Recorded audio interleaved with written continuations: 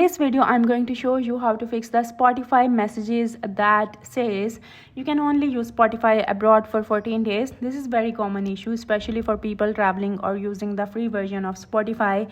If this video helped you out, make sure to like and subscribe for more simple tech tutorials. Let's jump right in.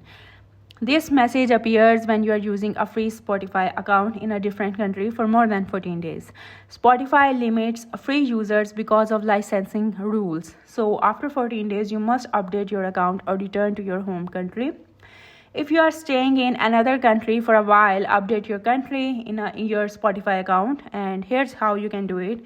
You need to go to spotify.com and open account, edit profile, and find country or region. Select the country you are currently in and save your profile. Make sure you're physically in that country or the option won't show up. If you travel often, the easiest fix is upgrading to premium. Premium users do not have the 14-day limit and you can listen anywhere in the world without restriction. Just go to account and subscription and upgrade and pick a plan. If you get this message while you are actually at home, a VPN might be making Spotify think you are abroad. So turn off your VPN, restart Spotify, log in again, and this should remove the message. Sometimes it's just a temporary glitch.